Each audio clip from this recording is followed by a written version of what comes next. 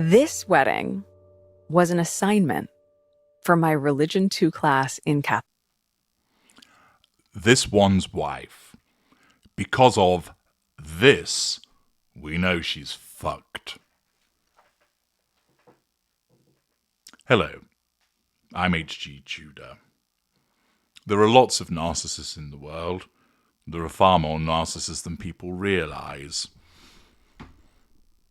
Many of you understand, as per my classification of them, that they go from the rudimentary lower lesser, basically your beer-swilling, wife-beating, trailer trash dwelling, ill-tempered, furious, physical violence-wielding loser, all the way up to the great and remarkable sophisticated ultra that speaks to you. That you have in between dog with six dicks, the affable asshole, the upper lesser type A,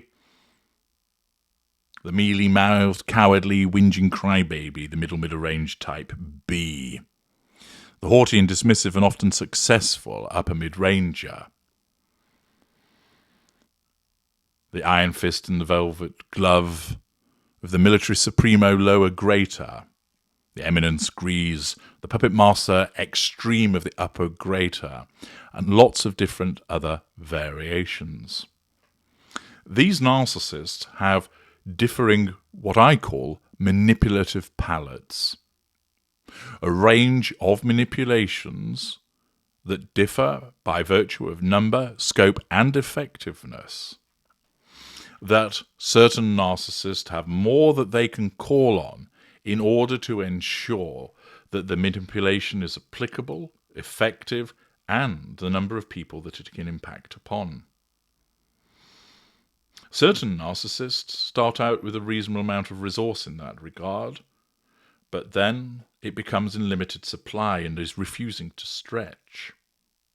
And thus, in such circumstances, they find themselves in a position of difficulty. And it shows that, in effect, their narcissism is running out of ideas. Now, the narcissist is always going to be able to call upon certain manipulations at the local level, if we can describe it as such. The interactions with, say, the intimate partner primary source, with non-intimate secondary source friends. So there's always scope for flattery, for bribery, for triangulation with object, for triangulation with another person,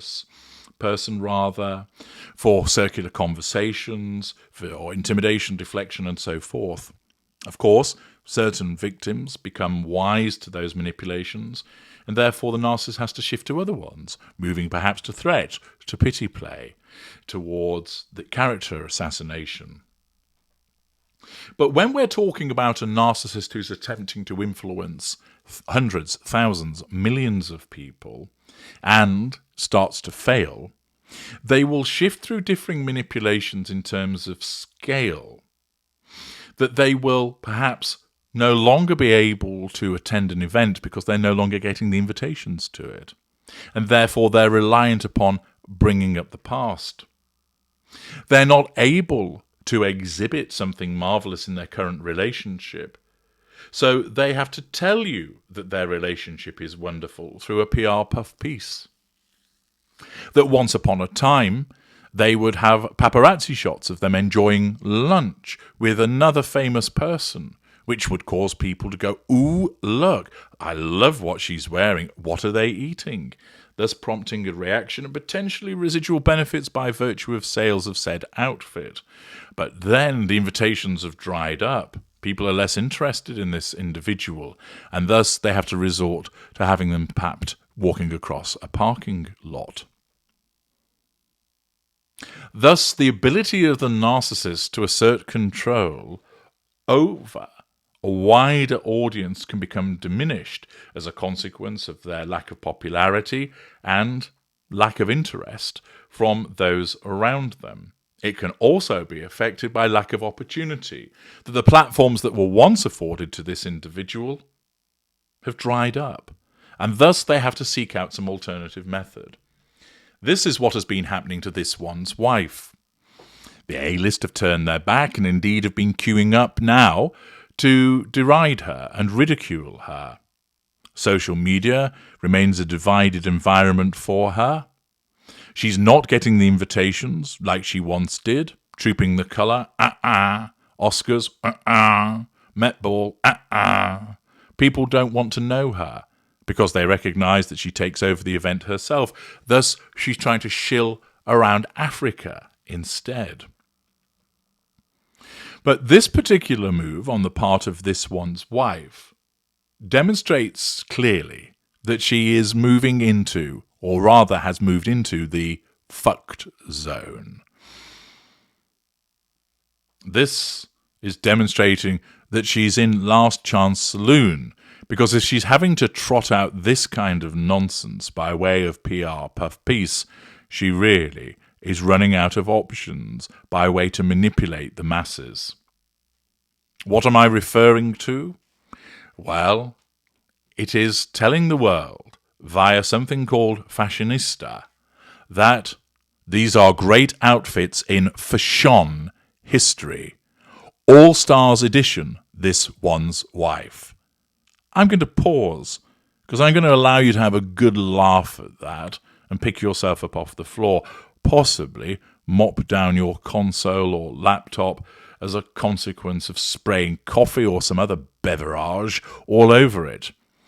Yes, this one's wife has engineered through a PR puff piece to tell us great outfits in fashion history. All Stars edition. Ha! This one's wife. All Stars, my backside. And then the subheading, the This One's Wife effect, trademark, only gets stronger. Right.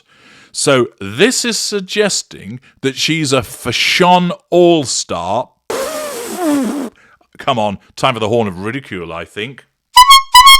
And moreover, that she has the This One's Wife effect that gets stronger. And they're not talking about the Sadim effect that your esteemed and glorious narrator has referenced. No, they're referring to the fact that she is such an influencer with regard to her fashion. Yes, This One's Wife has managed to shoehorn her way in to this. It's described as, there are perfectly good celebrity-style moments, and then there are the looks that really stick with you, the ones you try desperately to recreate at home. Yeah, I'm sure, ladies, you've all been thinking, what I really now need as I go out to dinner at this fancy place is a hat that looks like a shit on my head. I've been invited to a christening. I know, I'll go as Kermit the Frog. Ooh, wedding invitation, fantastic. I wonder if Army Surplus have some tents that I can wear. Ha! Seriously. In Great Outfits in Fashion History, All-Star Edition, Fashionista editors are revisiting their all-time favourite looks from the stylish stars who make regular appearances on best-dressed lists. Seriously. It goes on to tell us, we've followed This One's Wife's style in our column This One's Wife Wore a Thing since her engagement to Prince Harry in 2018, and the This One's Wife effect, TM, has yet to waver 6 years later. While Harry and This One's Wife have stepped back from their royal duties, the Duke and Duchess of Sussex are still modernising the royal family from afar. Deluded. And This One's Wife has a proven power of bringing under-the-radar brands to stardom with a single look. Since their move to Monte Shitshow, California, she's levelled up her style game. Instead of the neutrals and straight-line outfits of her time in London, she now favours colour and freeform cuts. And that sartorial approach was on full display during her and the Duke's recent tour of Nigeria. To one event, the Duchess wore a backless Heidi Merrick dress. Are you stupid? That was roundly criticised.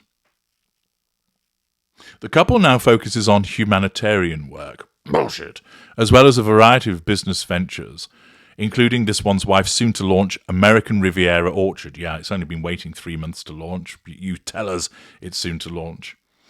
In this chapter, the Duchess's looks are reminiscent of her business professional days on Suits, but with a confident edge that one can only develop by stepping fully into the spotlight. Browse our favourite looks below, then shop our roundup of this one's wife inspired pics. And there are then a number of her outfits which are going to scroll across your screen as I talk to you across a number of different events as they attempt to showcase her stylishness. Now, some of her worst offenders aren't there, but numerous of them are. For instance, the Bouncing Berry of Harlem is in attendance. Oh yes, Kermit Goes to Church is in attendance. Yes, there's an outfit which shows off the pit stains of doom. That is in attendance. There's also the halter neck disaster showing off the linebacker shoulders. There's Grandma's bedspread. There's Chicken Leg Supreme. There's the tube of toothpaste. There's an adjacent, I would say, to one of our Jowers is missing when she sat with Mies and Harriman. But I'll let you enjoy the overripe burst tomato making an appearance, as purportedly we're told all about her fashion brilliance. But the point is this. Whilst some of the outfits aren't the worst in the world, and one needs to be fair about these things, it's pointless being entirely gratuitous, many of them are fashion fuck-ups. But this one's wife is not somebody's name that you associate with being stylish and well-dressed. Usually because she either chooses things that don't suit her, she wears things that are too big for her, she wears things that aren't appropriate for the occasion that she's attending, and as a consequence of that, she gets it wrong more often than she gets it right. And thus, to hold her out as being someone who is wearing great outfits in fashion history is not only patent nonsense, but if this is what you're offering now, it really does demonstrate that you're fouquet'd, that you're scraping the bottom of the barrel. You can't offer anything in relation to your talent. You can't offer anything in relation to content creation. You can't offer anything in relation to insightful observations about the world we live in. Instead, what you have to rely on is an outfit talking about your outfits when you're not particularly known for wearing stylish outfits. Yes. You can make your own mind up about the outfits as they've scrolled across your screen. But to my mind, very clearly, this demonstrates the utter desperation of this one's wife as she gets ever closer to that plug hole of obscurity, that where she's now relying upon telling us that she is a fashion icon, when we all know that she's not. She really does not have much more left to offer, and it's demonstrating that she's fucked. Do you agree? Do you agree with me that this shows that she really is scraping the dregs from the bottom of the barrel? Or do you think there's yet more to come? She'll cling on for a while yet. I'm not suggesting this means that she's going to pop down the plug hole tomorrow. But what I am pointing out to you is that with regard to her narcissistic repertoire, for the reasons that I advanced at the beginning of this video, she's certainly running out of options. I'm HG Tudor. Thank you for listening.